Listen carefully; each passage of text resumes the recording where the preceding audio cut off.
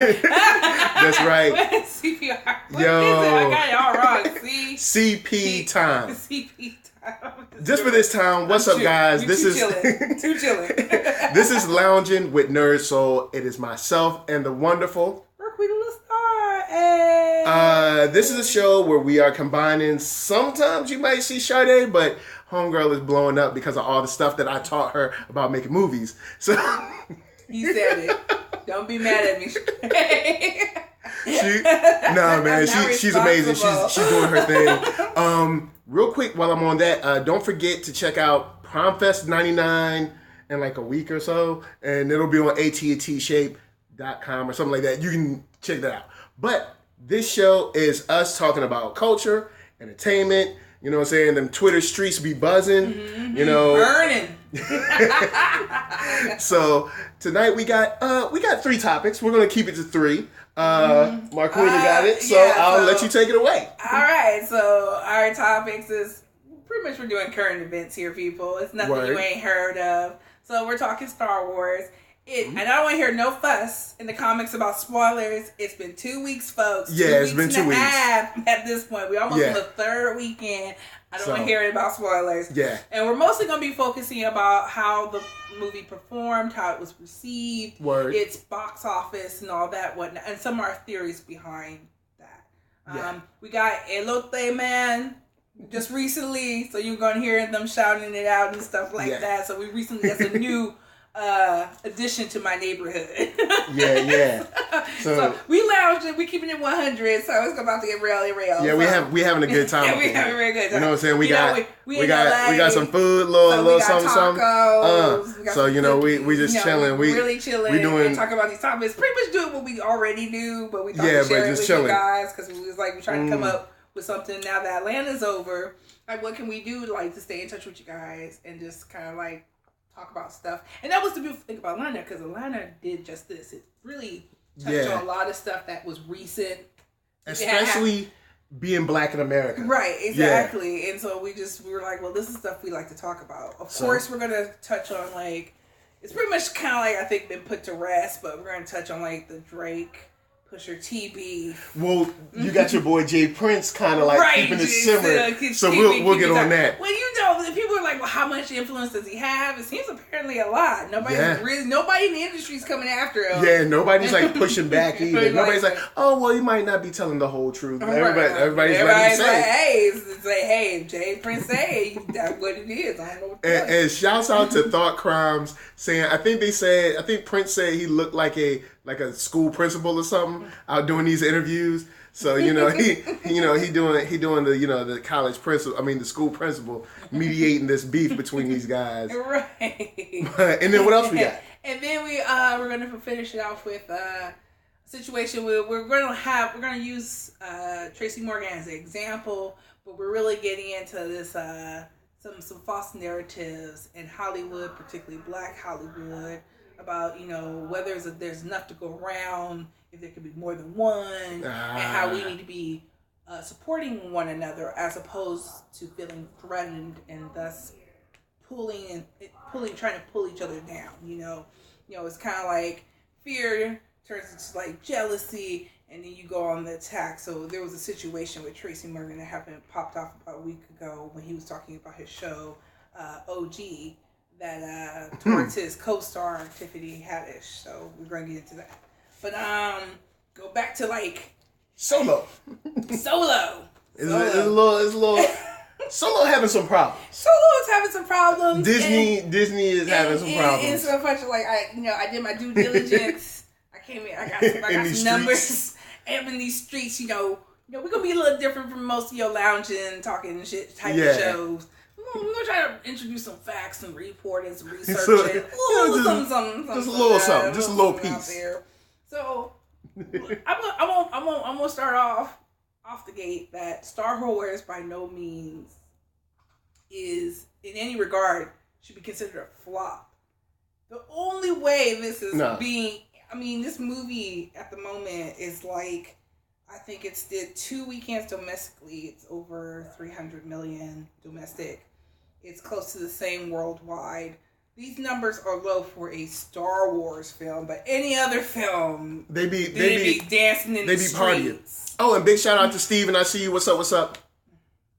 Okay, I think I turned off my sound, so let me open up the feed. But go ahead. Yeah. So, but they're already predicting this is below their expectations. So this is how this whole narrative about Solo, a Star Wars story is being portrayed as a flop, because in comparison to other films, and then it's their expectations for what to make it, right now it's about $50 million under. And the thing that's killing me is like $300 million domestically. Yeah, and it's doing well. Exactly, and it's you're talking about $50 million for Disney.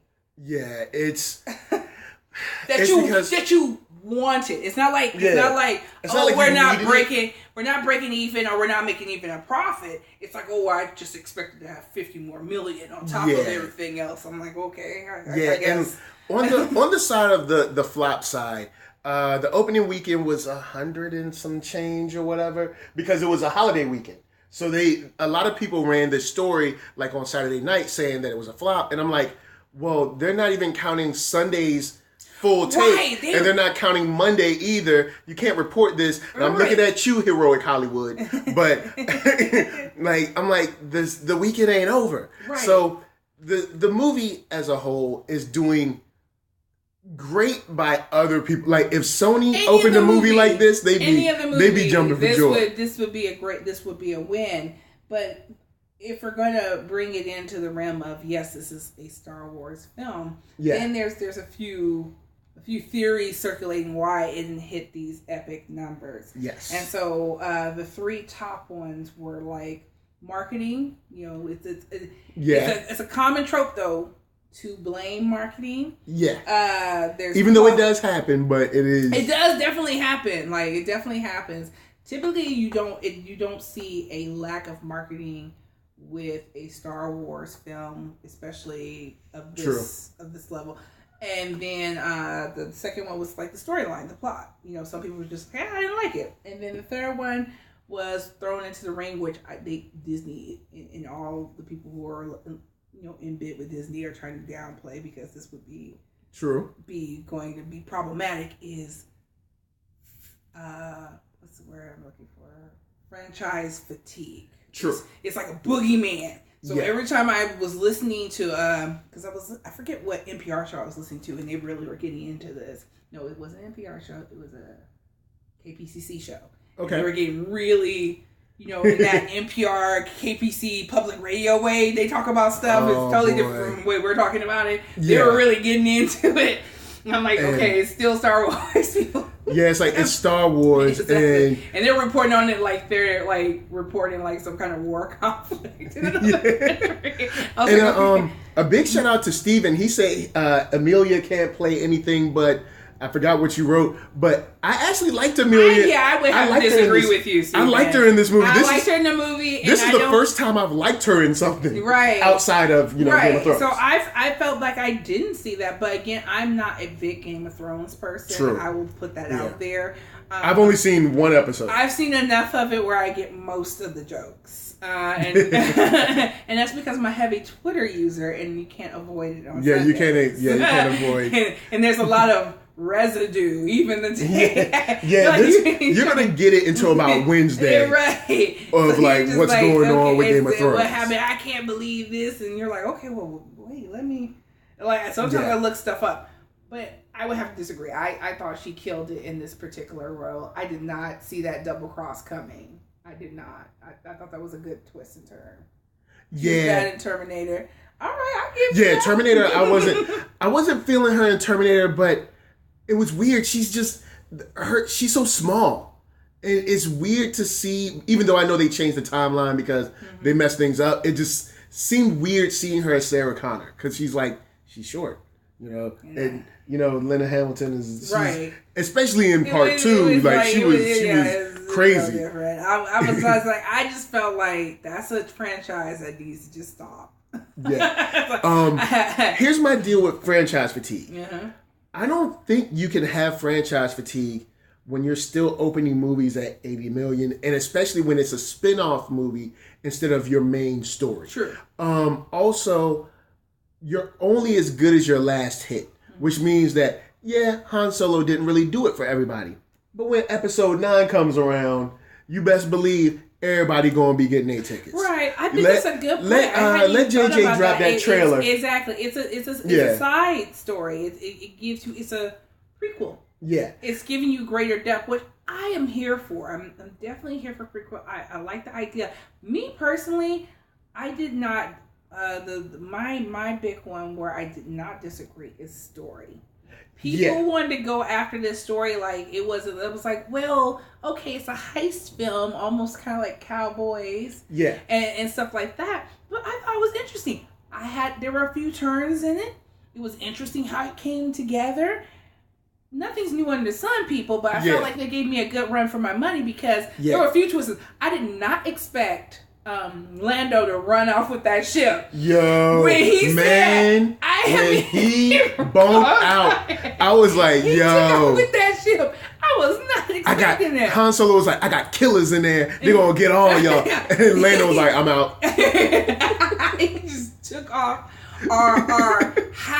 What was in the cloud, how they got out the cloud.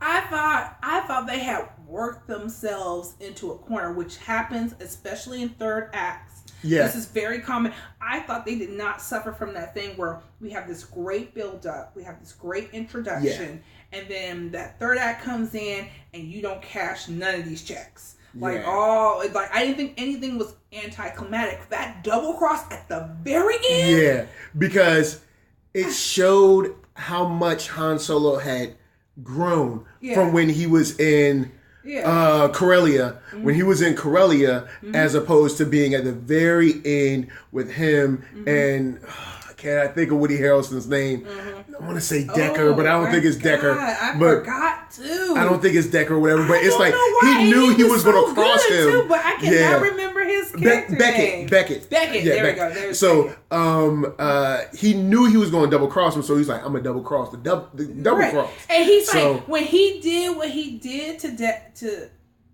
Beckett, or was it Bennett? Beckett. I think. Beckett. You'll let us know in the comments. Let us know in the comments. What I liked about that so much is for a minute I was like, dude, you are holding on to this naive thing. Like he really won me over with naive. And I think to a certain point that was really him. And as you said, he did grow. And then so he's like, people are predictable. And I was like, show you right. Yep. Like every time something happened, I was like, show you right. Like it was not super predictable, and I mean, there's a lot of movies we're out here praising. I'm looking at you, Infinity Wars. Infinity Wars is a little bit different. They're paying off. They're technically paying off like 18 movies. Right. Right. But still, you didn't see the Hulk taking that L though. Tell me your boy Thanos didn't come through like Pusha T though. Right. Like, but we gonna say that. We gonna say that. He totally tricked. Like, cause that was so. Oh my goodness, that's the perfect nerd analogy for the Drake Pusha T. Okay, when we get to that, I'm gonna lean into that. Wait. Duppy joint. Yeah, you know what? We gonna get back on. We're on solo. We're on solo. We get into that. But I think the story was fine. I liked the story. I thought that there was a lot of twists and turns that weren't.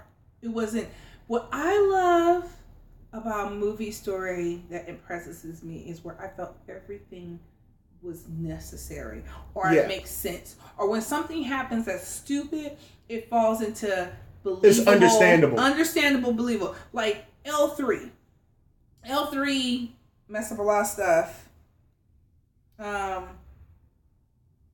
Definitely making too much movie. The last Star Wars movie was 5 months ago before Star Wars came out. So that's why I thought Fatigue could be it. Well, see, they wanted to push it because this Christmas there's so many movies coming out. Right. So they wanted to push it up to be in May again because episode 9 is coming back out in December. I didn't feel like there's enough like in the middle of the summer movies. I felt like this shit got pushed back. Yeah, they could have dropped this. They could have dropped this right before San Diego Comic-Con. Yeah. And I was like, why didn't they do that? They could have went to San Diego Comic-Con. Yeah. Dropped it like either right after. I understand because there's not a whole bunch of movies coming out in the summertime. So that was a bad move on Disney part, which gets us into marketing. True. I do think that marketing in this case was not punched up enough. And they did a huge disservice. I've begroaned this to anybody who will lend me their ears. True that. What's his name? Alden, I think I wrote down his name. Alden Ehrenreich. Yes, Alden Ehrenreich. he be messing stuff up. Yeah. I felt that Disney was trying to be bold and then did not follow through. They didn't have the cojones to follow it through. They're like, let's get a new unknown. That's a great idea. Like he can act, he can act, but people don't really know him. He doesn't know. But that's the same magic with like Harrison Ford though. And they were trying to recreate that. They're like, okay, he was an unknown when we did this movie. But that was lightning in a bottle that I do not agree because I think Adidon did a fabulous job. And he had the full support. But that was very clear. They went back into the corporate mind. Who did you see on all the different advertisements? Donald That's Glover. right. Lando. Because he's killing it in other places. He's Childish Gambino. He's winning Golden Globes. So guess who's doing a tour of the Millennium Falcon? Lando. Yeah. Now, the Falcon is his when we first meet it. It is his. They were so scared of Han because everybody was so mad about Han. Yeah. Like when the first trailer came out, and it's like, we got to remember, this isn't episode 4 Han. Right. This is beginning. Trying to remember, this is approximately, and I know Star Wars guys are going to get me because I can't remember, but I want to say this is approximately like 10 years or so before episode 4. Yeah, right? We just chilling. But I want to say this movie is approximately like 10 years before episode 4. And we can see at the end of this movie, he gets to shooting first. Right. So he gets to the point where it's like, you know what? There ain't no such thing as love because old girl left me. You know what I'm saying? My dude that was my kind of surrogate father or older brother, I had to kill him. You know, so it's like we saw the young we first met made so much sense by the end of that movie, and that's another reason why I was so impressed with it. Yeah. So I was just not in agreement that this was a bad movie or the story was bum or the characters weren't developed. Marketing. But the marketing, we did not really see a lot of marketing for this movie. Usually they dog us out with marketing. The toys come out before the movie. Well, because the promotions are everywhere. We got some hate, and I'm gonna link this to what happened to Kelly Marie Tran. Mm-hmm. We'll talk about in a second for a couple of seconds, but there was a lot of uproar about the different characters in the movie. Right. And then there was a statement about Lando, of course you guys know, or you might not, that he was pansexual. There is a part of the fandom, and probably every, Doctor Who, whoever, Star Trek, Star Wars, all that, but there's a part of this fandom that wants Star Wars to remain very 1977. Very white, very male, and just that's where the story is focused. And straight white male, no bisexual, no homosexual, I think that's complete BS because this is the first movie I think in the last couple of movies that has given you a white male lead.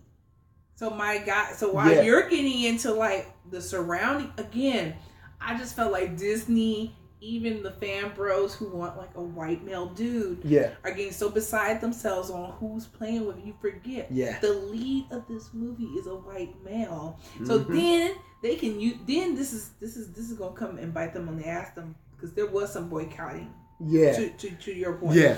Because they're mad at Kathleen Kennedy. Exactly. Because these people are still mad about Last Jedi. Yeah. Exactly. But then it's like, that was sweet. You go boycott the white male movie. So guess what you just told Hollywood? We need more women. Mm-hmm. We need more people of color. We need more black people. And I thank you, fan bros that suck so much toxic fandom of Star Wars.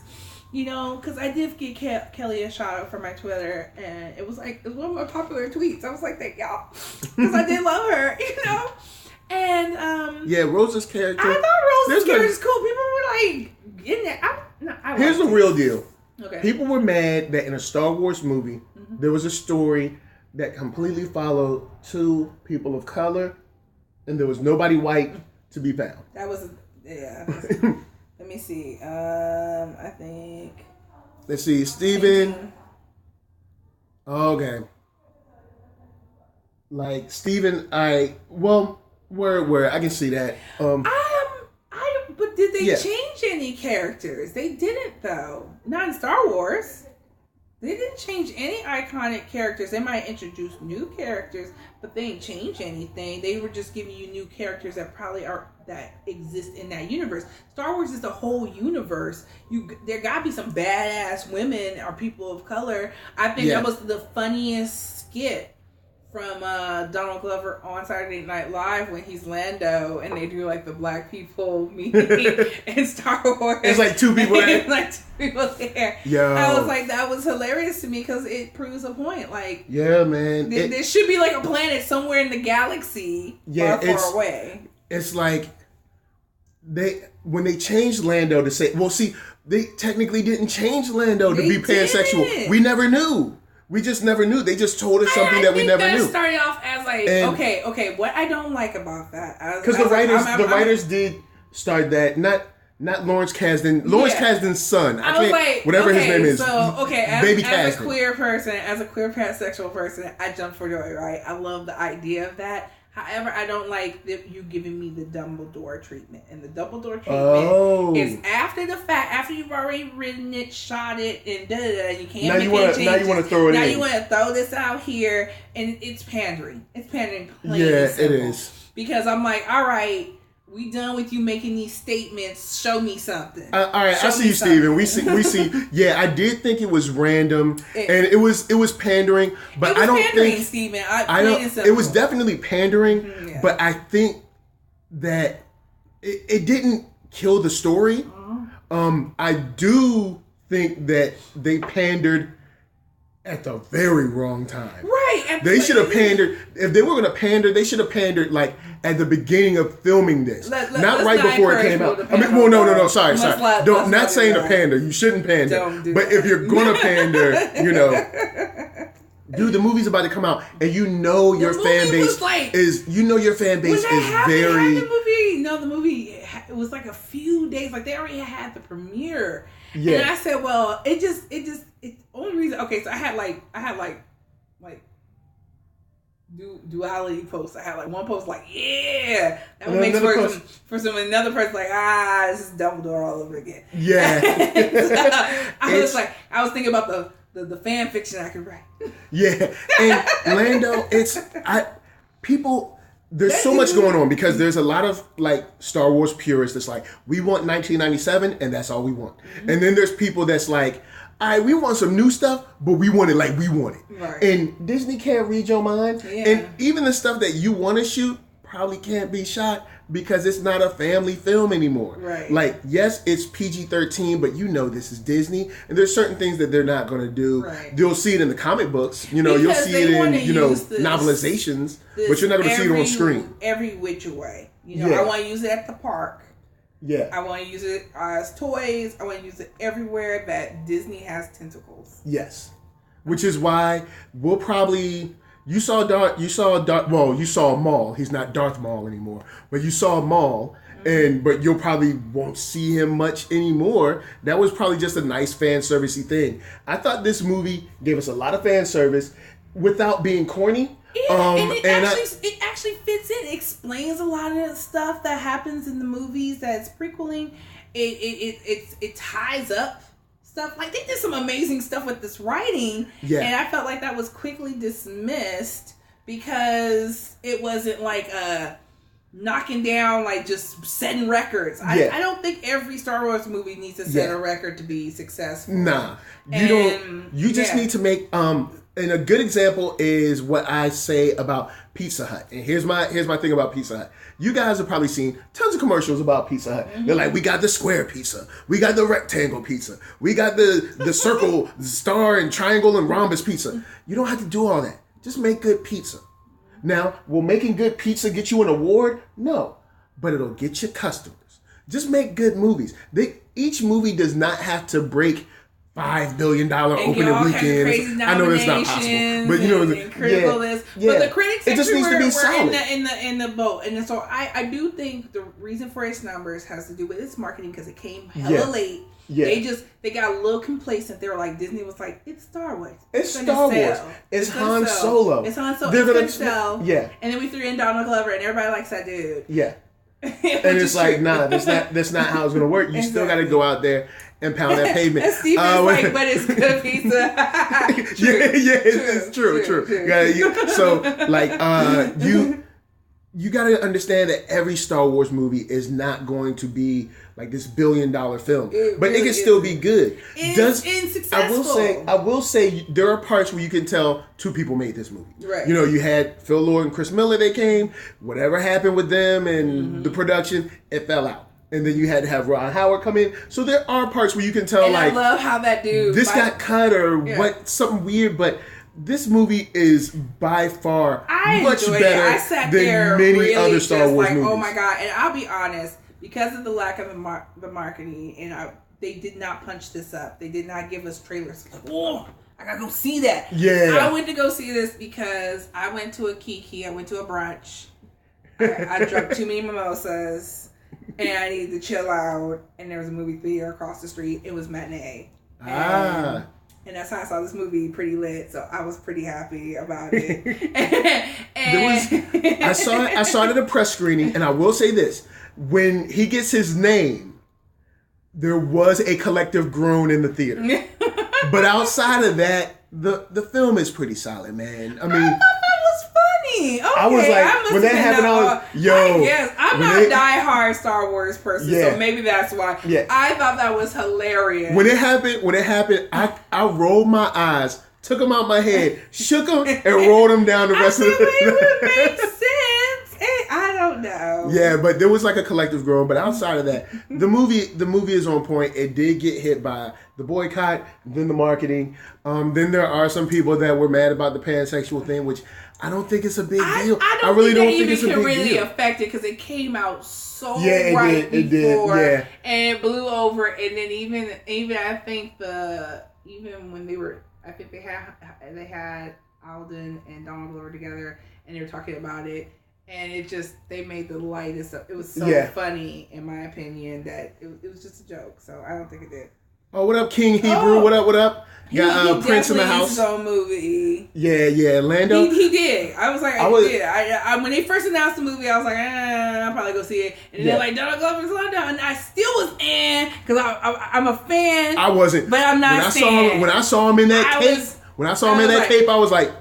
Lando. No, it took me to with the natural. This is before he got that process. This is still the real Lando. But wait a minute. How did you feel when they first announced that Donald Glover was doing Lando? I was not. When they first announced it, I was like, I didn't think that dude had it in him. I didn't think he had the juice. Yo, but then we saw Teddy Perkins, and we were like, yo, this dude. Yeah, I mean, I wasn't even convinced then. What happened is they came out with the promos, which again were hella late. Yeah. Hella late with the promos. And so they had, because Lando's character is all about style, they had him do, all these things in his cape and his outfit. Yeah. And I was like... You know what? Now that I think about it, since the movies are so close, and we don't know what was happening with shooting, but they should have did with Solo what they did with the Matrix at the end of the second Matrix when they gave you the trailer for the third Matrix. That's what they should have did for Solo at the end of Last Jedi. That part. That would have got people hyped. And they might have even thought to even do that but I'm sure they were behind on shooting. Yeah, they were because they had to change stuff. They should have just pushed that shit back again this summer. There was nothing happening this summer. But anywho's, we were kind of tying them up for the subject. We lounging, but we won't keep here this long because I need to update you guys on the taco game in LA. So tell them what kind of taco you got. Right, so I'm gonna speak on this taco, right? So your girl is born and raised in LA, right? So we eat all kinds of tacos. So this is a cabeza taco. Ooh. Does anyone know they Spanish? That's cow brains. My friend, it's real good. So I'm going to take a bite of this because y'all think I'm playing. Cool. This is good stuff. So our next topic that we're going to be getting into while she gets her chew on is your boy Drake and Pusha T. Now, y'all know I'm from Virginia. So you knew when Pusha T put out that Infrared, I was like, hark? Do I hear a sound? You don't make me choke. And I was glad to see Pusha T doing this thing, breaking it down, hitting them with some lyrics, some light jabs just to get the first round going. Then Drake came back. Taco. Yeah, we're talking about beef. Yeah. You got it? Did you guys get it? Got that beat. I don't feel like you guys got it. What up, Stairs? So check it. Then we got the Duppy. We got the Duppy joint. Right. I was like, you know what? I didn't really like the beat. I don't like Drake's flow, but what Drake was saying, I was like, swinging back. And then we got a joint that I didn't know about. Right, I'm sorry, or I'm upset. I'm upset. Yeah. Which was whack. Upset was... Unlike this awesome brain taco I'm eating, which is delicious. It didn't seem to cleanse the palate, like a lime wedge would do. You know what I'm saying? So it didn't cleanse the palate. But then your boy Pusha T came back with that second round knockout. Story of Adidon. That was terrible, man. Man, you realize we don't have a response yet. We ain't got a response yet. I don't think it's coming either. I don't think it's coming. Man, look, straight up, Pusha T straight up used every schematic on Drake possible and broke him down proper. Can we just take a moment to give our glasses to Pusha T's investigation research?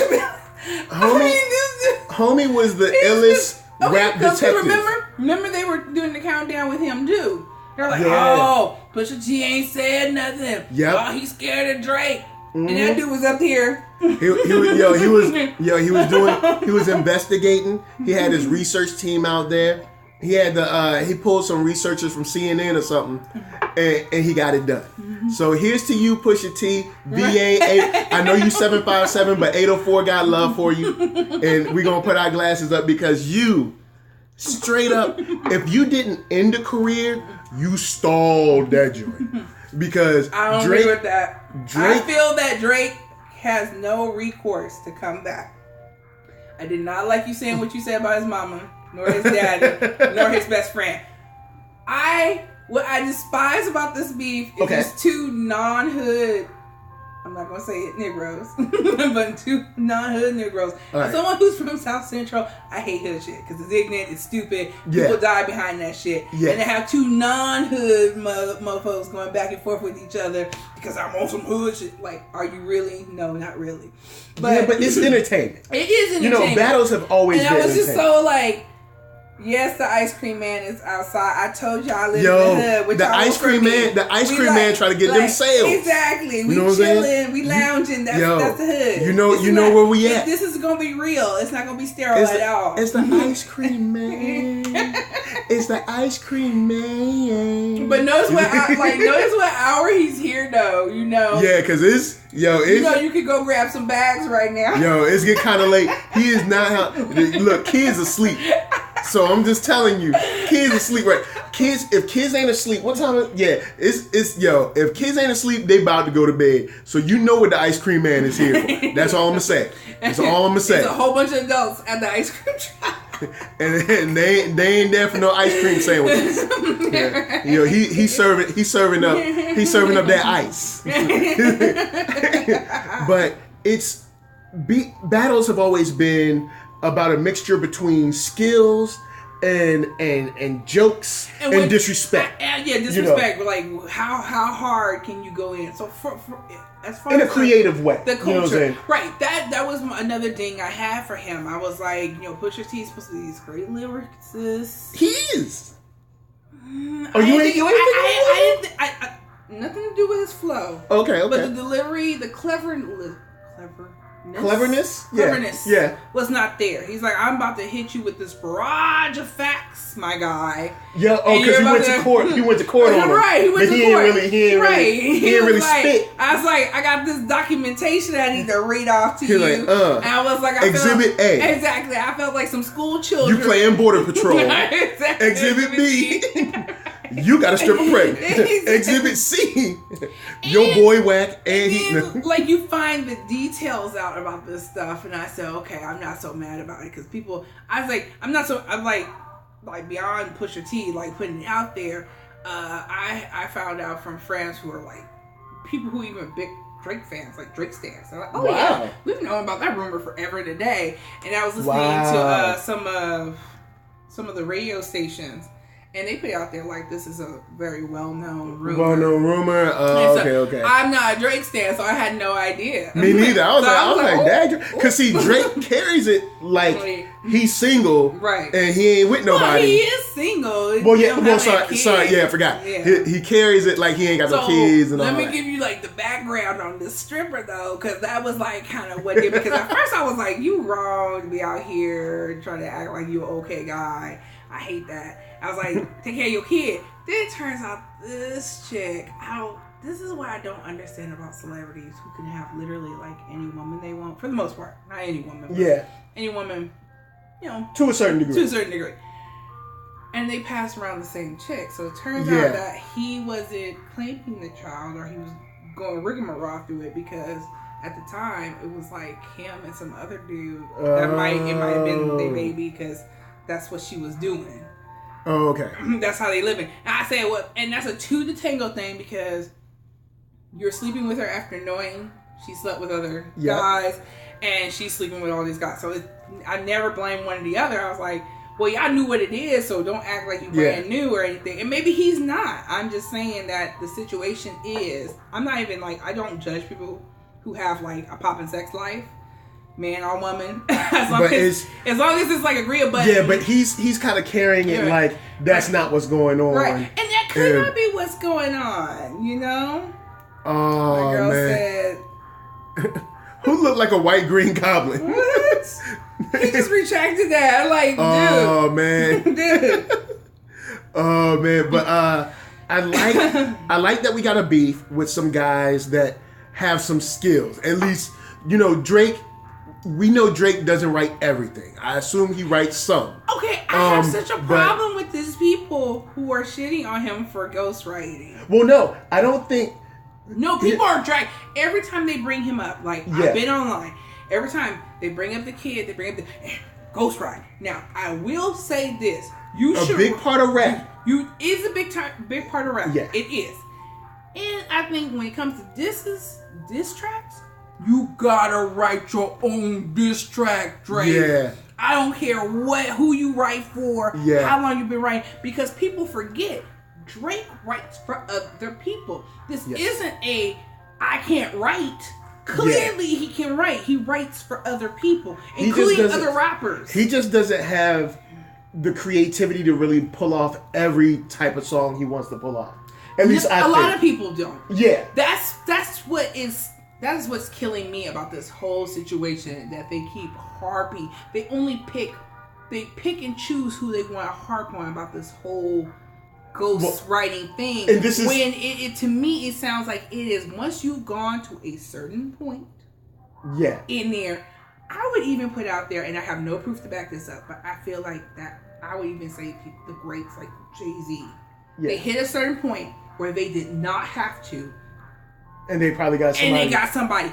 But there used to be a code of honor where if you ghostwrite for somebody, you don't say nothing. But now cats in them streets out there telling on each other because they can't compete any other way. True. So I feel like it's a little bit of a disparate, because I'm like, if you're going to say you ghostwrite, but then everybody else in the room ghostwrite too, and we ghostwrite for each other. So I understand when Drake and other people come out like it's a collaboration, because it's literally that. I write something for you because I got this a little better, and you turn around and write something for me. Is that not the definition of collabo? Yeah, but the difference, the big deal in rap is, because like when you write a song for like a singer, a singer's talent comes from their voice.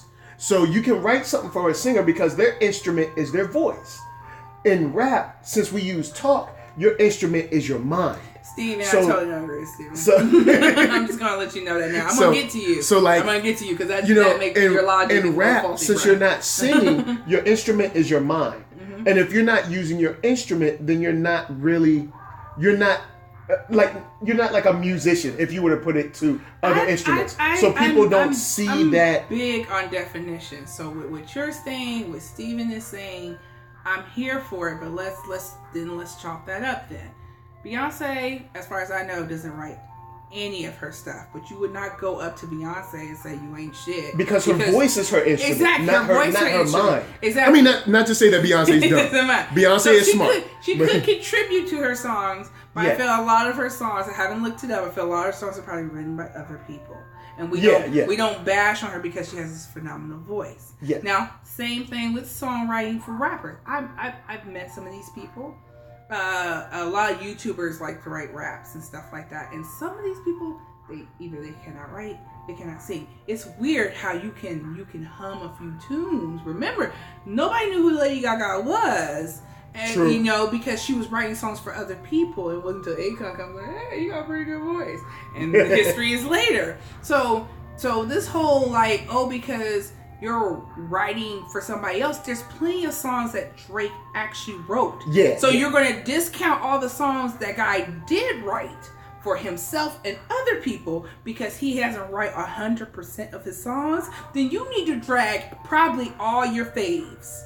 Every last one of your faves. That's what's killing me. I'm not saying that Drake he writes music, y'all. Yes, and that's what's killing me. This is at least from where I'm coming from. I don't know about the hardcore cats. You got mixtapes. You got at least I'm gonna say 2 albums because we all know. Well, I don't know about the writing, but I know the songs themselves. A lot of them turned out they came from what's his name, The Weeknd. Yeah. Like some of the biggest hits on Take Care were from The Weeknd. He didn't write, Weeknd didn't write the songs. There were already songs of his that he kind of remixed and stuff. Yeah. But I know So Far Gone, Thank Me Later, all those 3 mixtapes, all written by him. And even when he was doing Thank Me Later and So Far Gone, I love his music. I may not be a fan, but I do love music. And if I happen to love an artist and their music, I get into their music. And so he was writing for like Alicia Keys. During that time, before he got a Grammy, he was already being honored as a writer. Yeah. He got awards for writing. So that is what is killing me about that argument, because I'm aware that he was getting awards for writing. And you come out and say, hey, you got this song or that song by another person. You ain't a writer, you ain't a rapper. I'm not saying that he's not a rapper. Steven's saying he's not a rapper. You're just reciting the words. What I hold back from Drake is when he says that he's the best. When you say that you're the best or one of the best, you have to write your own stuff. And when I say your own stuff, I mean all of your own. I feel like most of your faves will be out the door. And that's fine with me. There's only a few, like with me, there's cats that I would put at the top. And if I ever found out that, this or that song was written by someone, I'd be like, well, you got to come down. You can't stay in the top 5. You got to come down to like 7. Even Michael Jackson didn't write all the songs. But Michael Jackson wasn't a rapper. He's not a rapper, but I'm saying he was known as a songwriter. When you look at Michael Jackson, he's a songwriter. Yes. Nobody's saying that's tarnishing him, because most of the time when you talk about Michael Jackson, nobody gets into the fact that Thriller was written by this English dude. Yeah, but rapping and singing is so... I'm just saying... They're both musical performances, but they're so different. I feel like even the greats, if they lasted long enough to reach this pinnacle level, a lot of them are guilty of this. So it's not like if I ever found out. I mean, I feel like a lot of it counts to a lot, and that's been said by radio people, by people in the industry. A lot of people, your faves, participate in this behavior. So is it something that is a standard that I think people are being held to that isn't really doable? That doesn't exist anymore? I really don't think it exists anymore, especially today. Yeah, but I said today you would have to go all the way back. What up? To me, what up, Rugged? What up? What up? to like the early '90s. I feel like before anybody hit this pinnacle.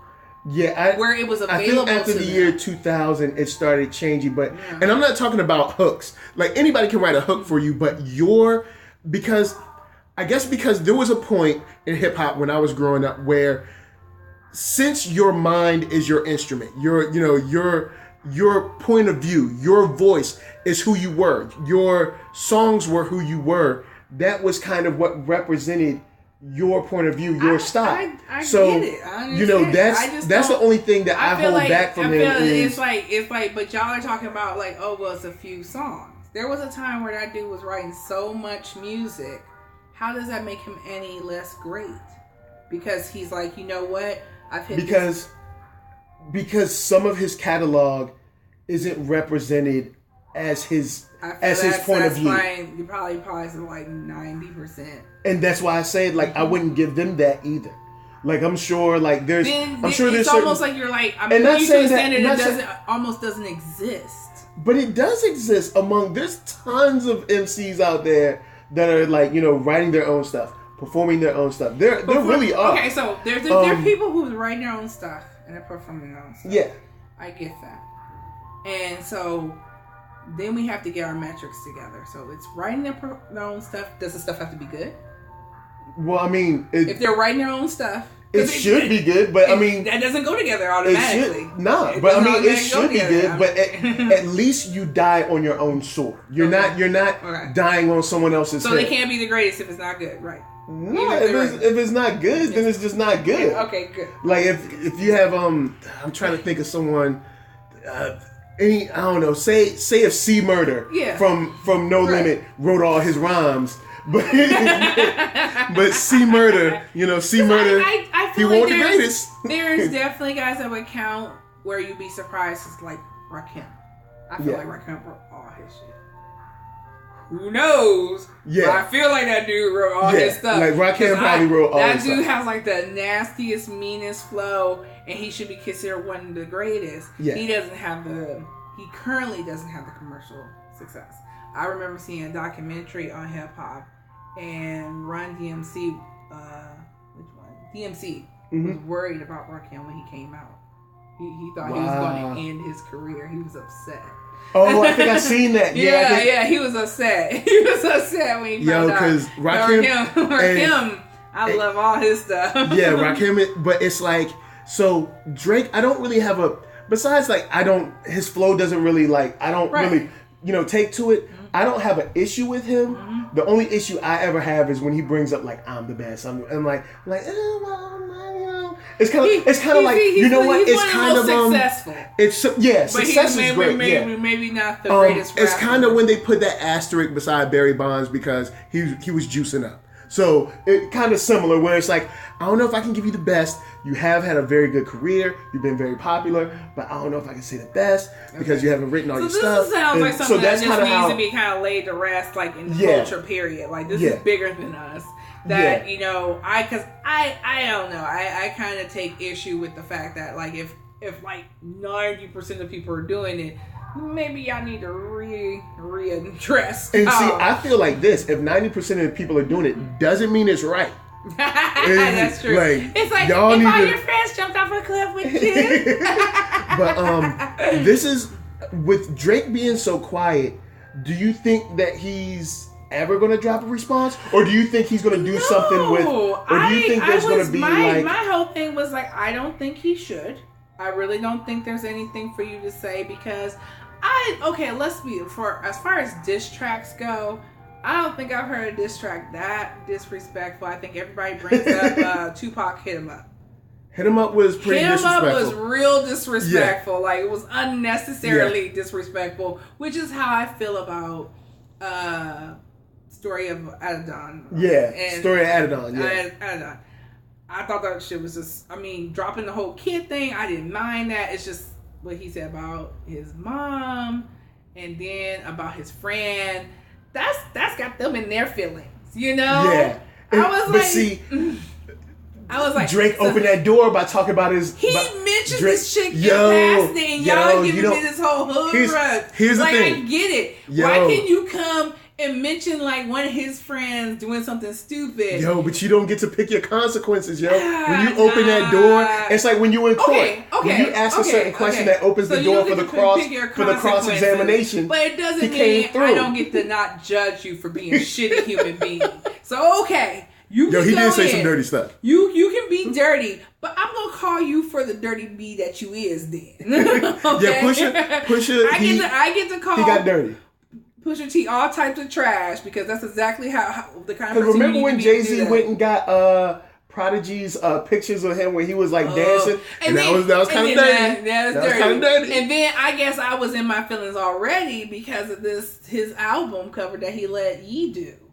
With Whitney, I was like, "You are a trash human being." That was, I'm over you. That was kind of dirty. He would say, in the same regard, that he dirtied up Drake, this Drake. That's artistic. That's fair game. So I'm already over Pusha T. Plus, my biggest gripe with Pusha T is that this dude from a middle class family with 2 parents was selling dope to his own people for no damn reason. So I've always been over Pusha T. I'm not the biggest Pusha T fan, period.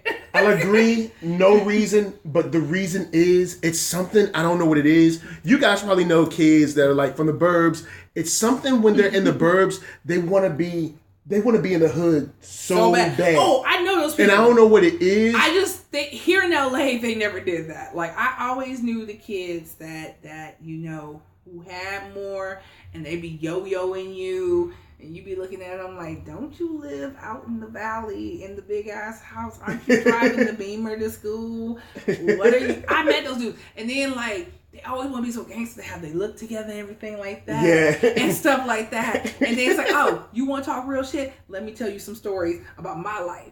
My ass is all punked out and shit, but I'm the person who's actually from the hood, and they're out here front. I don't understand the appeal, but I swear to God, they want it. It's always, I think with kids like that, and in other situations, it's always a grass is greener thing. Yeah. Also, big shout out, because I know Steven put something in there. Pusha Thanos makes black supervillain music. Yo, speaking of a supervillain, I don't think anyone's tried to diss MF Doom before. How could you? I don't think anybody's dissed Doom before. How would you? Don't nobody want none of that. Nobody want none of that. Because Doom has such a weird, strange flow. Right. That it's dope, really but it's like... Emma. Yeah, yo. Really do. Speaking of the villain, big shout out to Doom, man. Doom has been... Awesome. Yo, you got rap snitches. Yo, speaking of rap snitches, I thought of that when Adidon came out. I was like, yo, rap snitches. Right. Yo, rap snitches telling all their business. Telling all your business. Pusha T couldn't probably wait. We gonna call him like Pusha T. Like he got the tea, he got the gossip. Because that dude probably couldn't wait to bust. Man, and I learned to find out that this beef between him and Drake is much older than it's way older. It's way older. It has to do with the whole Cash Money, Young Money, them not paying people. And Drake, he stands so hard for the label who makes him. It's like, well, if you're gonna stand that hard, then you're in with them, even though he wasn't there when any of that happened. Like this dude was still on the grass seat when that shit went down. So that's pretty messed up. That's y'all had to do Jimmy like that. Didn't have to do Jimmy like that. Wheelchair Jimmy does not deserve that. Oh, Wheelchair Jimmy! Yo, I remember the episode when Jimmy got shot. That joint was crazy, yo. It was that kid. He brought like a gun to a basketball game or something. And then it was crazy, man. Steven brought up a good one. He was like, dissing Doom is like dissing M. M made a diss track about his own mom. He could do that. Who can outdo him? I was like, yeah. I remember Eminem really hated his mom, man. That was some weird stuff. Yeah. That was weird. And he was on a lot of drugs, and so it was a bad mix. Strange. But I have to be real. Can I be really real, son? He tried to come back and be soulful, and I was like, I know. I was like, Eminem sober. Eminem's new joint. I ain't copped the album since. I ain't gonna lie to you. Also, I'm gonna take another step. Eminem tried to act like he was all socially conscious with that Trump joint. He could have said that right after the election. We ain't hear nothing till it's time for an album to drop. I'm just saying.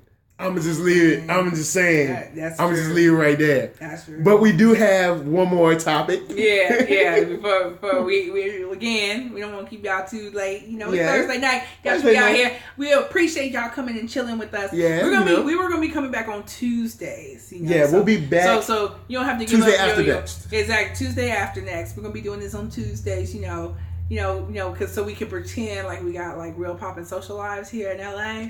You know, we can't do this on Thursday all the time because we be out in the club. Out here. Hashtag new dads in the club.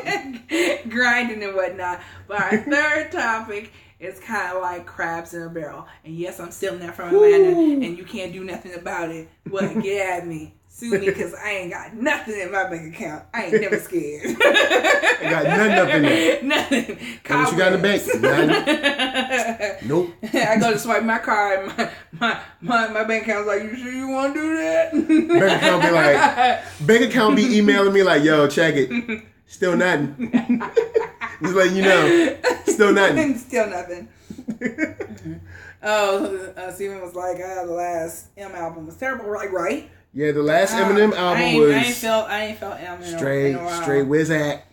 It was major whack. But so we came up to this topic because I was at a thing and somebody brought up the fact that I still haven't watched the actual interview.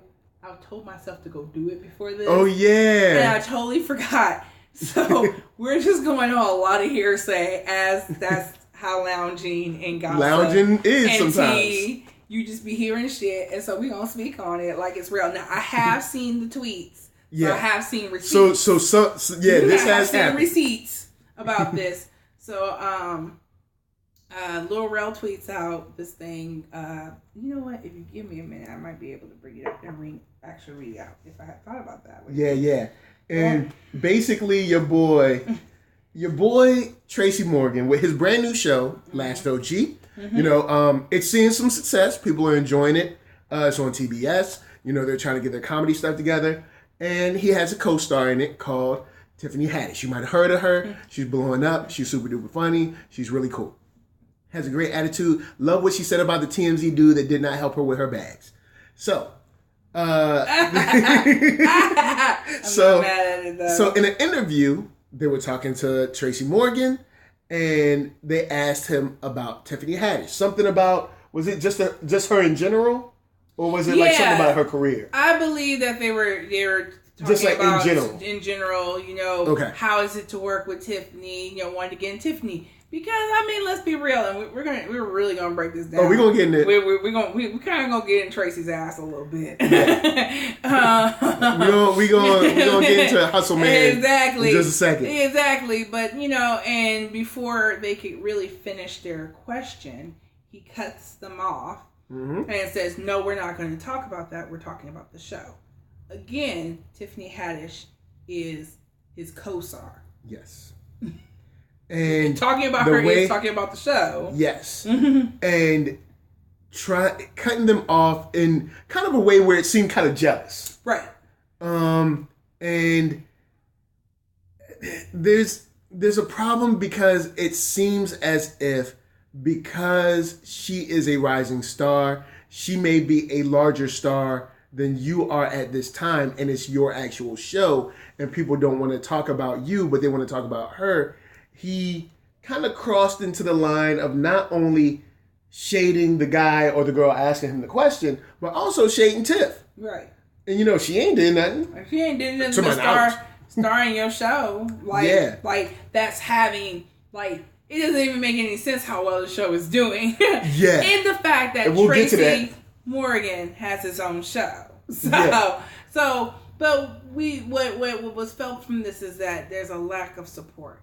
One, a fellow black art actor, comedian, and a black woman on that. You know, we don't have a lot of black women out here doing any kind of representation. You know, Steven was pointing out that he doesn't like Tiffany because she does stereotypical character. And I'm like, I've was like, I don't know. I guess when I feel like she kind of plays just like the silly homegirl. Yeah, and I feel like that's her though. Like I think several times. I think she's just kind of like silly homegirl. She's just real lit. Yeah, but in Last OG, she doesn't play like that. She doesn't though. She's she's a mom. Have you seen OG? Because I have watched at least 2 episodes, and she does not play that chick. She's actually the exact opposite. And Tracy Morgan, because Tracy Morgan can only play himself, which is kind of like the goofy, kind of loud out there homeboy. Yeah, he's the homeboy that comes around. He's like, oh man, just go away. God. So she couldn't play that because he's already in that lane. Yeah. So she's actually the more responsible of the 2. So she does not play that role. So you should be happy. He's actually, I think Stefan was talking about. If you don't like that, you might like her in this show. Yeah, because she's talking, I guess, in the show, he mentions Heart. So he's talking about the TV show that her and Hart are doing together, and I haven't seen that show. No, I haven't seen that. But in the last OG, she's like a mom. She plays more of the straight role, and kind of like just she's not remarried because she wasn't married to him, but without spoiling too much, she's married. She's a mom. She's kind of like she's doing fundraisers. She's got her stuff together, and she is the exact opposite of every role you've seen her. Yeah, she's not. She's not loud. She's actually trying to keep it buttoned up and kind of mute and stuff like that. And so with Tracy showing his character showing back up, it's actually causing a problem because she's not like that anymore. So go check out. I'm not pushing this show, but I'm going to push the show anyway because he's still a brother, even though he got some problems. We're going to talk about it in a second. So getting into it, Tracy Morgan is an old head. You know, he's been in the game for a while. Mm-hmm. And I think he comes from this old school where there can only be one in a particular niche or lane. And what she means is there can only be one black person. One black person. There's only one black comedian, only one black, rapper, only one black singer, which is kind of like what they're doing with like Cardi and Nicki. And well, they're trying to put them together because it's like this is old shit, this is old game. Yeah. So it's like there's not enough to go around. There's not enough for all of us. And I said, well, one, that's a myth. There's enough to go around. There's enough audience for a lot of people. Yeah. For a lot of different people. True. And I loved how this was pointed out by Van. I forget his name. Van Jones? No, Van from TMZ. Oh, Lathan? Stan Lathan. Is it Stan Lathan? No, it's Van. Van Lathan. Oh, okay. Van. I know his first name is Van. All right, cool. And he was pointing out like, it'd be even more to go around if we made our own pies. I was like, true that one. Yeah. But it's this. You're getting on. You're getting too big. I'm supposed to be the star. Yeah. He's the star of the show. He doesn't want to talk about anybody else that might take his shine, and that's a problem. What's up, Wilson? Oh, he's like, what up, y'all? Winston in the house. What up? And stuff like that. So that put Lil Rel out. So he did like a subtweet of it. Yeah. And then Tiffany Haddish came in and was like, yeah, right. Yeah, because we shouldn't have a situation where old heads are attacking the young guys. Now, I do understand that someone in Tracy's position might be like, dag, in the 90s, we ain't had this, and now all these new guys got, we got the internet. I'm live streaming to you guys right now. This is something that someone like me would never have been able to do in the 90s. Mm-hmm. So the ability is much different. The resources are much different.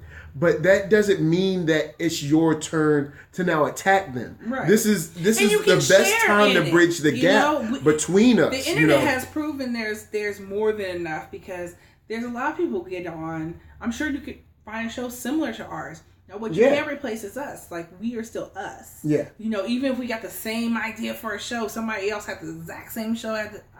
It wouldn't be the same because their personality done this. Yeah, which is why if you follow me on Twitter, you'll see me retweet. I'll retweet like Pretty Brown and Nerdy or like Geeks of Color or like Fan Bros or whatever because I personally don't feel like I can't share them because they're black geeks. Right. You know what I'm saying? I'm not afraid of helping someone else out that looks like me in the same industry because I've always felt like there's enough work for everybody. I've always felt like there's enough viewership for everybody. Just like I might I'll watch Double Toasted. I'll read a Geeks of Color article. I'll look at something that Pretty Brown and Nerdy did. I'll check out Thought Crimes. I'll check out, Fan Bros or something. Like yesterday, I literally watched Double Toasted, Fan Bros, Pretty Brown and Nerdy, and Pretty Soldier. And I retweeted some stuff from Geeks of Color. Like I don't subscribe to that idea of like there can only be one. Right. There's only one black outlet that can exist. You know what I'm saying? Because we don't do that. It's like the industry is super saturated. I guess in a way, it is because you have so many. Yeah, but has that ever been different? I mean, it has. Think about it. You went from 6, 8, and 12 to like now. yeah. I was like, it's pretty saturated. There's more. Just YouTube alone. There's more video on YouTube than one person could ever watch. True. And stuff, and then you've got cable, and you got television, you have film, and you have this and that. So I do believe it's saturated. And his other part of his comment is that the content's so awesome, it's hard to focus. Now that hard to focus, like a multitude of awesome comment, is different. It's very. He's like, yo, a Black Highlander movie would be nasty. Yo, you know what? Straight up, the Highlander that Mario Van Peebles was in, that wasn't a good movie, but the way he looked in that movie was boss. You know what I'm saying? But I would definitely be down for a Black Highlander movie. That's the only time you can say there can only be one. Yeah, or if you can't get the rights, you can just write something very similar and have the same type of story. Like, these guys fight with swords and spears. They've kept up this tradition over years. There's some kind of, offshoot of vampires or something. And they hunt each other down because of different tribes from thousands of years ago. You know what I'm saying? Whatever. And, that could work. But we don't have to do that in the same industry. Like, yes, it's saturated, but in my opinion, it's always been saturated, especially in the world that we're in now. Like, I mean, you don't, and this is why, you don't see, like, Target, and we were talking about this, you don't see Target complaining about Walmart. Yep. They just do their thing. Target just does what they do. You don't see Macy's complain about, I don't know, JCPenney, I guess? I don't know who would be, but, you don't see this happen in the white space. And now, of course, white people, due to institutional racism, have pit us against each other for years. So it comes natural for us to infight. So, but I think it's time that we can start slowly realizing that, yo, man, Black people are looking for people that look like them. And guess what? They can watch more than one video a day. They can read more than one article a day. You keep up with multiple comic books. Yeah. They can write.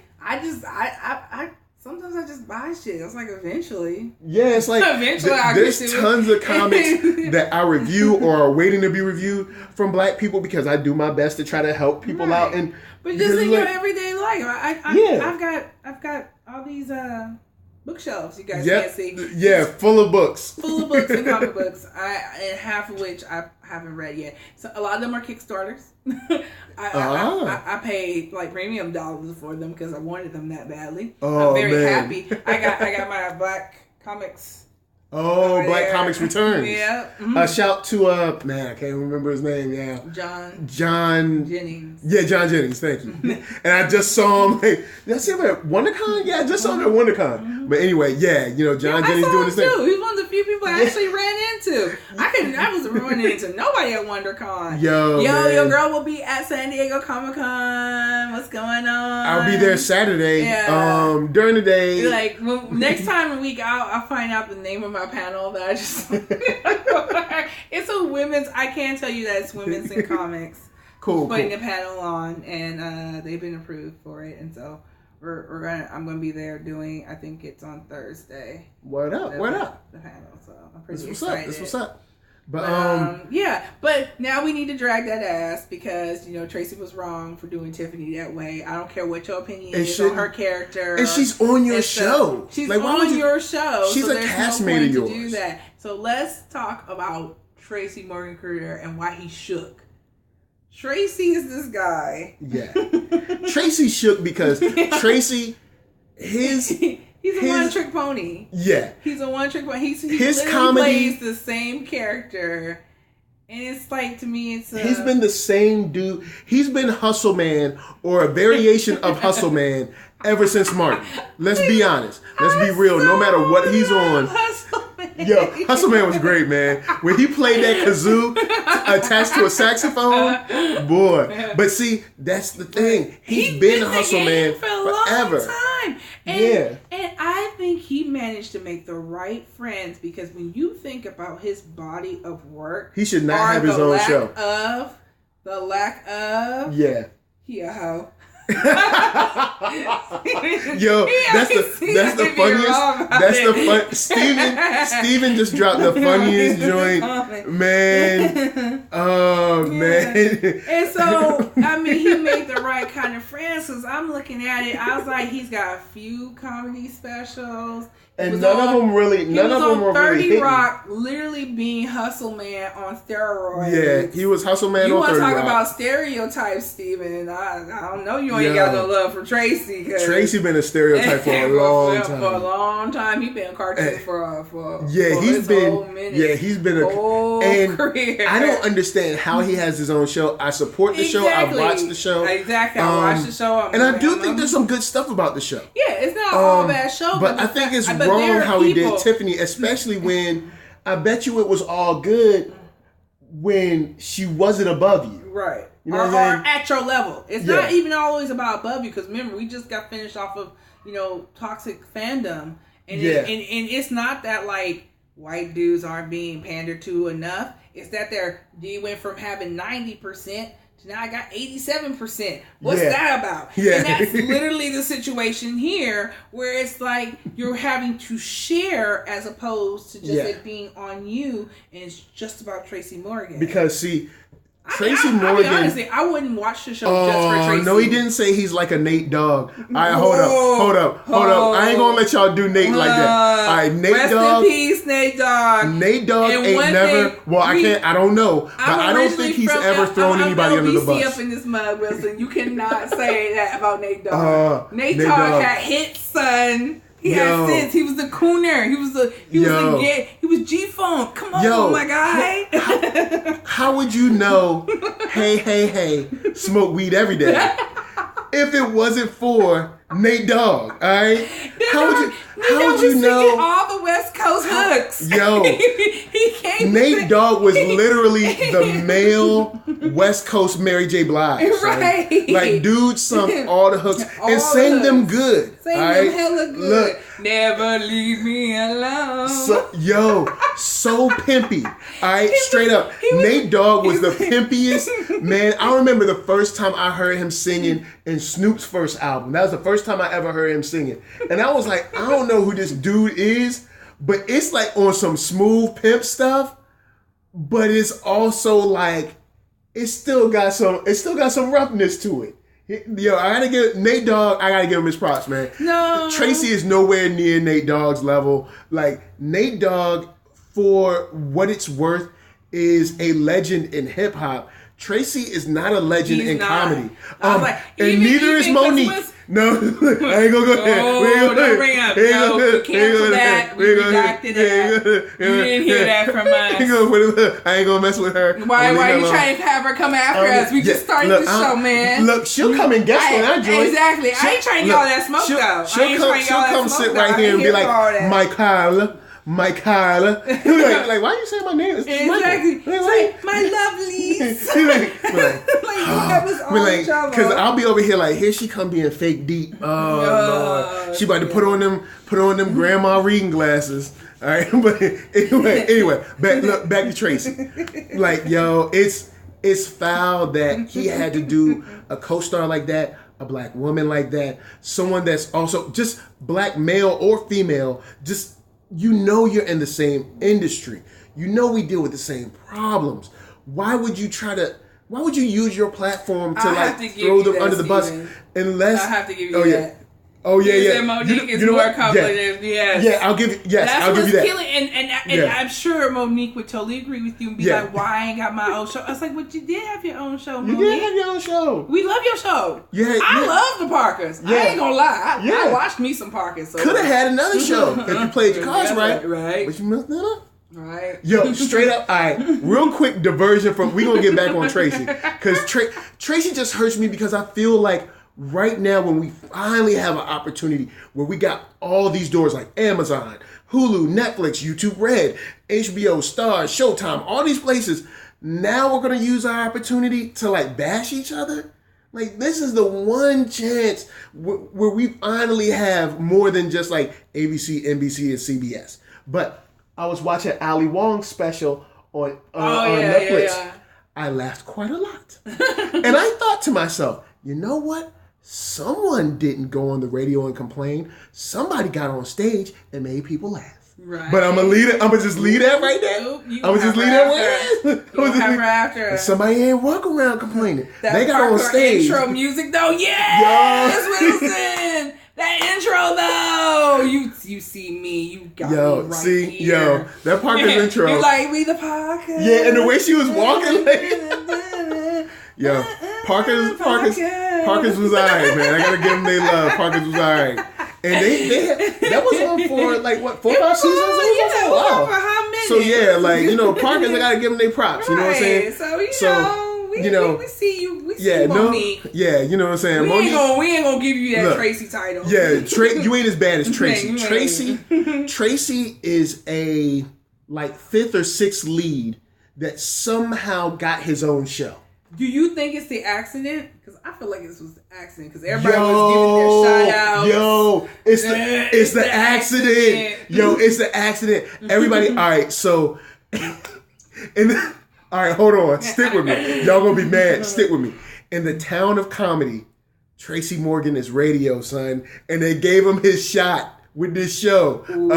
Yes. Yeah, I say I'm gonna keep it. I'm keep it there. I'm gonna keep it there. I ain't gonna take it back. That's right. In the town of comedy, Tracy Morgan is radio, son. For real? And they gave him his shot. Or he like Rudy.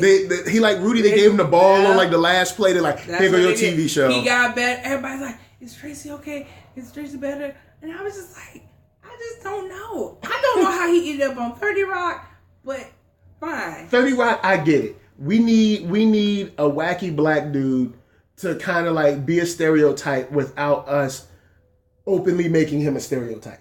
So it's okay. Because Tracy's just being Tracy. Yeah, because Tracy's just being Tracy. It's not like they got Sterling K. Brown to play that character. Oh, yeah. Okay, I feel you. All right. You know what I'm saying? They just let Tracy be Tracy. Because Tracy can't do nothing else. That's all he can do. He was Hustle Man again. So what? He was Hustle Man elevated to a lead star. Yo, man. That's as close to lead star he can get. On the real, the magic of how he got his own show is straight up some Christopher Nolan prestige type stuff. Wow. Yeah, I said it. See, you shouldn't say nothing about Tiffany. And I don't even know Tiffany personally, but she seems, at least from her interviews and all of her videos, she seems like she reminds me of a girl I grew up with, Ramona. She was just a silly chick from around the way. Also, shout out to Ramona. I would never ever fight that girl because she looks like she ain't play. Like Tiff looked like you mess with her, she might hit you. She fighting for keys. Yeah, she ain't gonna play with you. She ain't gonna play. She look like she might swing on you real quick. But just alright. But yeah, that's how we feel, man. Like the old guard doesn't need to feel, I guess, threatened. You know what I'm saying? Because as the younger stars start to rise, at least from what I'm seeing, it doesn't seem like they're like, yes, we can't wait to push y'all out. Right. You know, 9 times out of 10, they want to bring them into their show. Yeah, because it's like the respect thing. It's like, yo, man, like, we love it. I got so and so to come on my show. Yeah. Or yo, I'm having this skit, or I'm doing this song. I'm gonna bring them through. I'm so excited because I grew up on so and so. Now, again, Tracy Morgan might be shook because I don't feel anybody feels that way about him. But don't say. You hear it from me. But he has his own show. And see, Tracy, I know I dogged you out a little bit, but I'm gonna give you some nuggets. All right, check this. You might have seen the trailers for Infinity War. Now, if you remember the trailer for Infinity War before Black Panther came out, you didn't see any of the Wakanda stuff. It wasn't no big deal.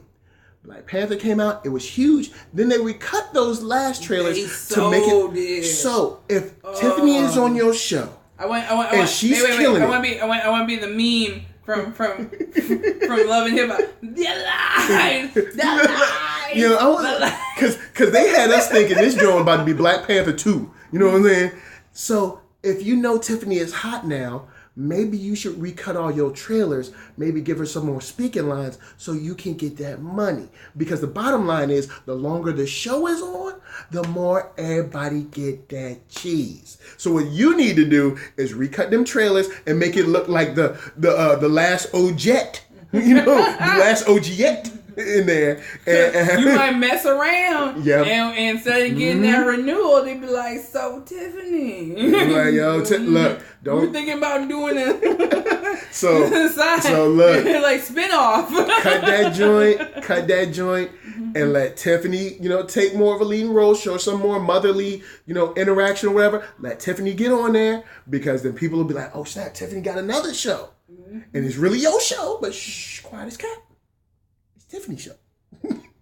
And just let that joint ride, man. And then you can slide back to being hustle man that you are. All right? And you and Said can be doing dumb stuff at the halfway house. You know what I'm saying? Yo, that's He's like, Jose smell like that. Steven, why are you dogging out Tracy like that? Yo, Steven got the MVP of the first episode. Yo, Steven is straight funny. Exactly. Yo, man. I was like, why are you stealing on him like that? He's not ready. He's not ready. Yo, man. Steven, man. He's giving him that work. Oh, boy. Well, guys, that's how we feel. Do you have any last thoughts? No, we got through all our topics. Yeah, we feel pretty good. We kept it together. We didn't get too off. Yeah, me and him, we tend to. Yeah, if y'all seen the Atlanta after show and you see the reaction, you know how we do. It's going to be very similar. So if y'all love the Atlanta reactions, we're going to be here starting Tuesday the 20th or something like that. Whatever that Tuesday is. I am not looking at a calendar. But Tuesday after next, we will be back every other Tuesday, kicking it for y'all. The 19th. So yeah. So so Tuesday the 19th, we will be back. We're gonna be kicking it with culture, entertainment, Black Twitter streets, all that good stuff. And yeah, man, had a good time. You know what I'm saying? We killed it. Solo, we fixed that. And then when we be on Tuesdays again, we can have it's Taco Tuesday. Oh yeah. I don't know where y'all are from. Look. But tacos are big over here. Look, y'all better get look at all that. Look at that. Look at the there is some tacos here. This joint is turning into a food network. And everybody on the podcast, I just put the taco up super close to the camera so they can see it, the super tastiness. So you know what I'm saying? They know what's up. So guys, look, we fixed the solo problem for you, so y'all ain't gotta worry about that no more. We fixed the Drake issue, Pusha T, everything's fixed. We fixed that. And we fixed Tracy Morgan, so all that's fixed too. So see, you come here, we fix your problems at Loungin. So you know what I'm saying? We have been lounging. We had a wonderful time before we bounce. Marqueeda, where can the wonderful people find you? Oh, you can find me at LaStar Got Next, everywhere on the interwebs. All right, and you can find me, NERDSoul, one word, NERDSoul. Just search it up on Google, YouTube, all that stuff. If you spell that out. Oh yeah. People don't look. People be messing it up all the time. NERDSoul. Yeah, people be messing it up. But if you like what you see, hit the like button. If you didn't, hit the dislike button. But if you really like what you saw, go on and subscribe. And we will see y'all on Tuesday the 19th. So of course, until then, this is from us to you saying peace. And also remember, hustle man is all Tracy Morgan can really do. I hope we never become famous. Yo, we are gonna they're gonna look back and they're gonna be like, I remember. I remember when